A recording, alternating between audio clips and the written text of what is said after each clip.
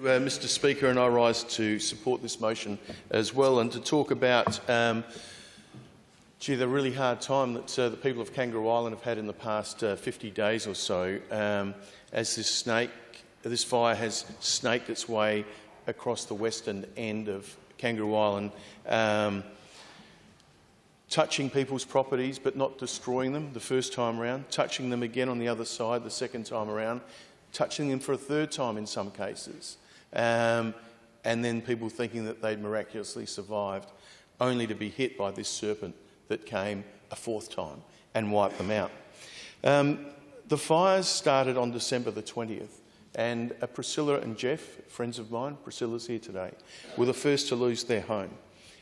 Priscilla works in my office in Kingscote, and they are wonderful people who are homeless. And that was the word on the Saturday night when Jeff and Priscilla had gone out to survey their property to see what had happened. That one word on your Facebook post that said homeless really hit home. You were the first to become homeless. 89 homes have now been lost on Kangaroo Island. And it's a terribly tragic story for so many individuals. Multi-generational farming families that have lost 4 or 5 farms. They've lost all the genetics that they've put into breeding of sheep. One guy, Sam Mumford, who, without trying to single anyone out, Sam, as the Deputy Premier would know, is just one of those great characters. He's probably 6'4". He's a big, burly guy. I had a very good chat with him for about an hour in the Landmark office, and he was a broken man on the inside, and you could tell that he was hurting, but on the outside he kept putting on this stoic face. He was the fellow who broke both wrists on day 2 of these fires, and when he was told that he needed to put them in plaster casts, he said, "Well, I can't." He goes, "I'm the bloke who fills the water bombers, the area water bombers, and who's going to turn on the standpipe and fill those water bombers up if I'm not there?" So he's been carrying on with 2 broken wrists for close to 50 days. About a week before the fires, he was bitten by a tiger snake, and he didn't go to the doctor because he thought he just had a bit of heat stroke. And when he did go to the doctor, he was told there's no way that you could have been bitten by a tiger snake because you'd be dead. And Sam goes, "Well, what do you reckon this is?" And he pulled up his short legs and showed the doctor. She said, "You've been bitten by a tiger snake." And he said his words to me where he goes, "Lucky I'm a bit of a fat bugger." He goes, "Because she reckons that it's all in the fat, the venom. So if I lose weight, it gets into the meat, I might die. So I'm just going to eat cheeseburgers for the rest of my life." So they're the sorts of great characters that we have on Kangaroo Island. But below that stoicism, the veneer of stoicism, there are a lot of people really hurting, and we need to be by their side and doing everything that we possibly can in the weeks and months and years ahead. We need to throw more money at mental health than we think is necessary, because there are people out there who haven't even been identified yet as needing support in the mental health area. And we need to iron out some of the bureaucratic blockages as well. I've been talking to people who, well, like Priscilla and Jeff, they've been nearly 50 days, and the remains of their crumpled, burnt-out house is still on their property, and no one has fixed that up for them.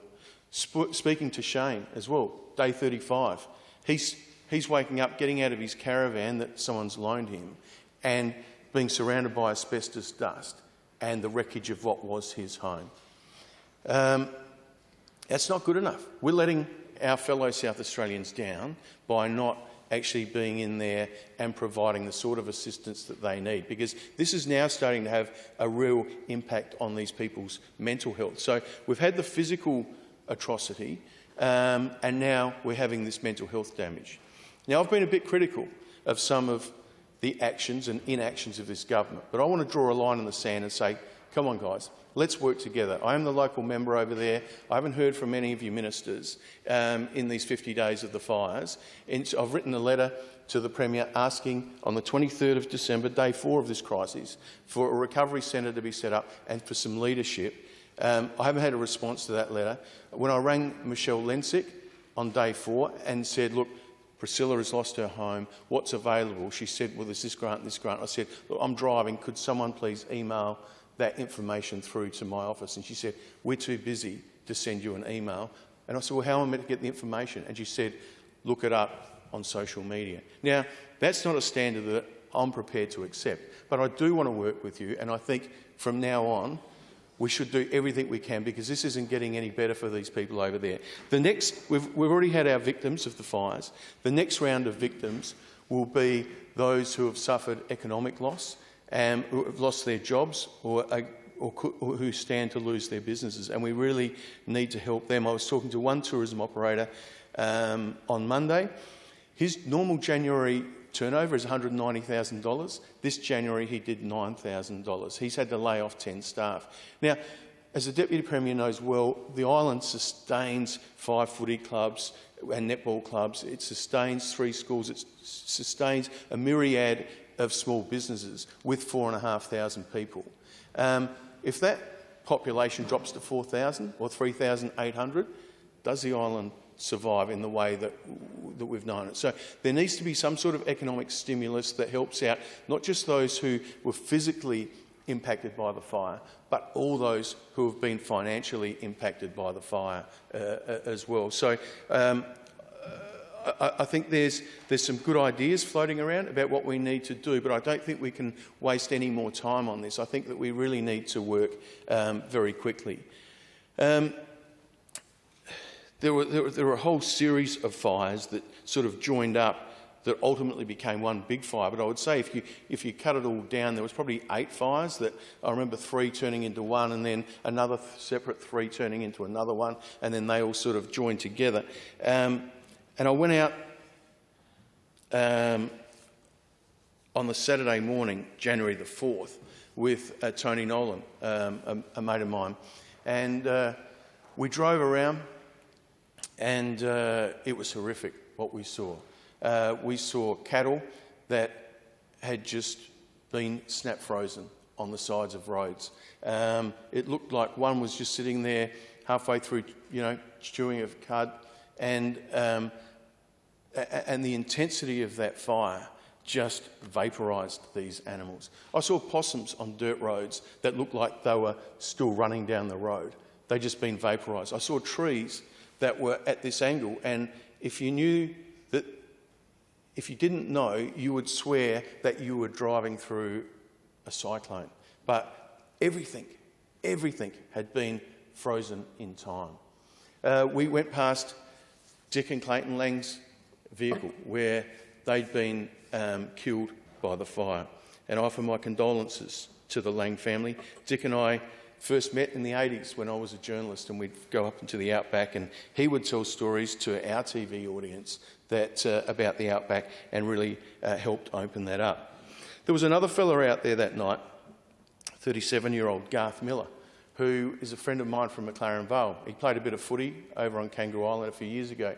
He sent me a text on Thursday, January 2, and said, "Hey, Biggles, I need to get over to the island and help fight these fires because of the predicted damaging and dangerous conditions that are on the way."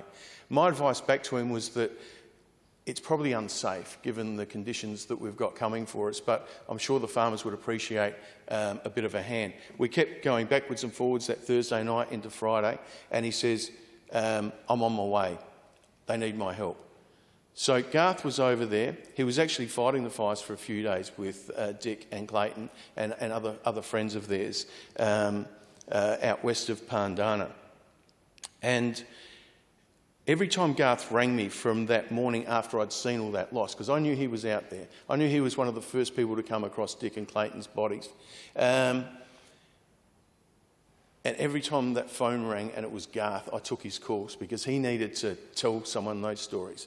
And what he told me was horrifying, that not only have they been out fighting the fires with these massive walls of flames and noise and unbearable and unbelievable heat, but then after that had passed, he shot thousands and thousands and thousands of sheep and cattle for his mates.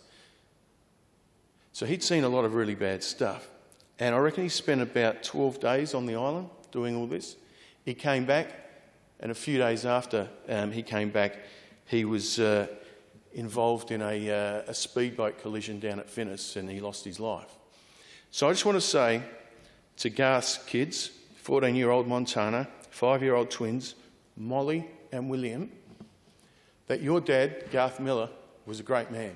Your dad raced into the face of danger to help his fellow South Australians, and his life was taken way too soon.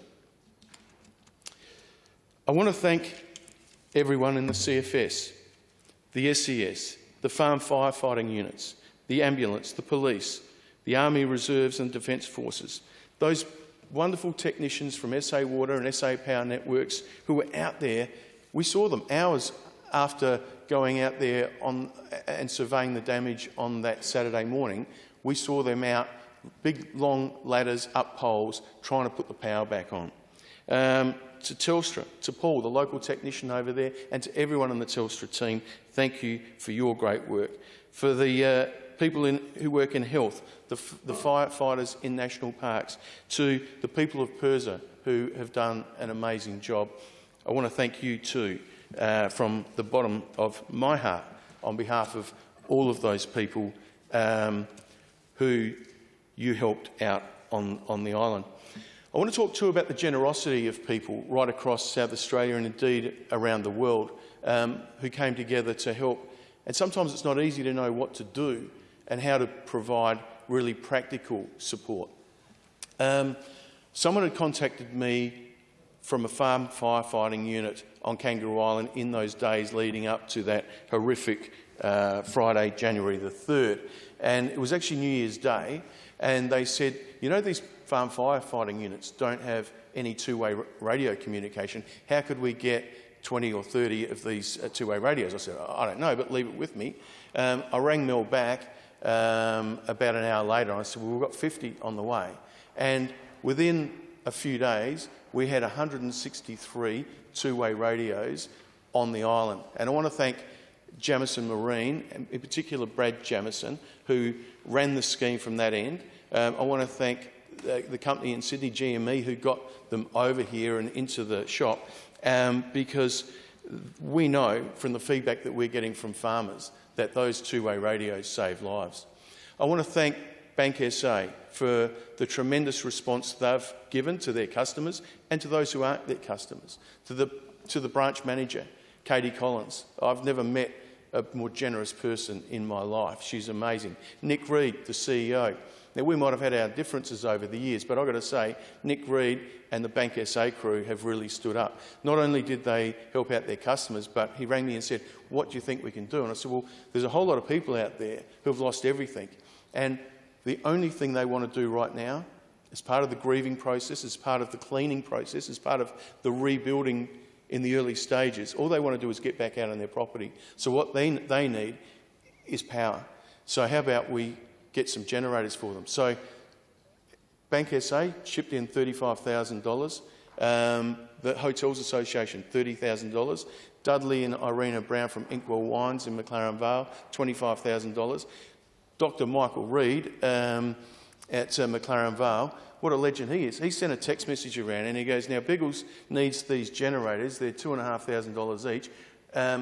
If you don't chip in and buy one, you're going to get a very uncomfortable prostate check next time you come in.